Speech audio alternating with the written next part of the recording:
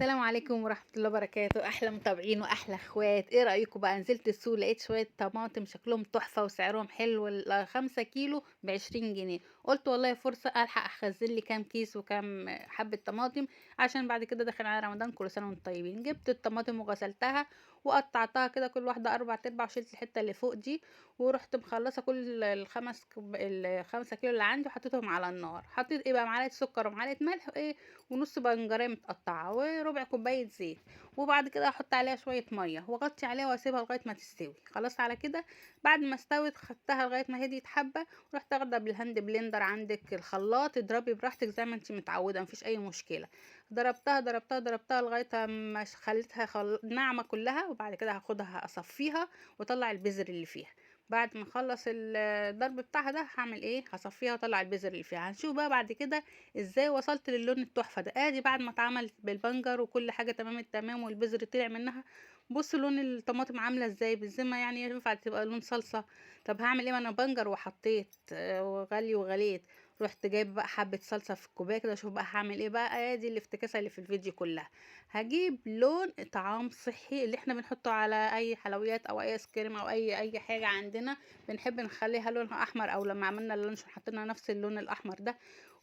زودت حبة لقيتها برضو لونها مش عاجبني، طبعا الكاميرا بتبقى مش جايبة زي الاصل. رحت مزودة حبة كمان. زودي حبة بحبة مع نفسك كده لغاية ما توصلي للون اللي يريح عينك ويريح نفسك، وتحسي ان هو ده اللون المطلوب الجميل. لما بنجيب الصلصة من المحلات بره اللي بتبقى معاها في المصانع، حطيها على الطبيخ معلقة صلصة كده بس، تلاقي الطبيخ احمر كده. طب ما احنا عاملين نحط في بنجر وعاملين نعمل في طماطم شفت الطماطم كانت حمرا وجميلة ازاي؟ تفتحها من جوه ما بتطلعش مية حمرا. جبت بقى برطمانات اللي عندك بقى صلصة فاضية، اغسليها وعقميها. عندك اكياس، هنعبي بقى الطماطم دي ونشوف هنعمل منها قد ايه. احنا جايبين 5 كيلو، هعمل منها شوف كام كيلو، وكل واحد بقى يعبي الحبة اللي على حسب الطاقة بتاعته او حسب احتياجه. هنشيل المغرفة دي ونبدأ. بصوا شكل الطماطم وحياة ربنا تحفة تحفة تحفة. تحسي كده فعلا بالتعب بتاعك واللي انت عملتيه ده كله هتطلعي وتحطي في الطبيخ وتطلع لك احلى لون صلصة في الاكل. يعني فعلا فعلا انا مش عارفه دي كانت فايته عننا فين الفكره دي. عملتها مره قبل كده وقلت اجرب، لقيت الطبيخ لغايه اخر مغرفه تغلي فيه ما تغلي فيه، ولا لونه بيفتح ولا بيجرى ولا اي حاجه.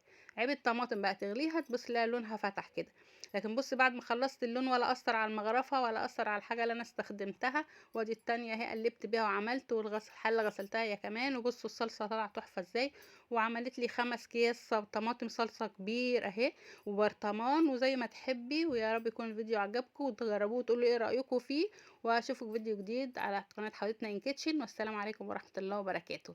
تحفة تحفة تحفة. ايه رأيكم بقى؟ مع السلامة.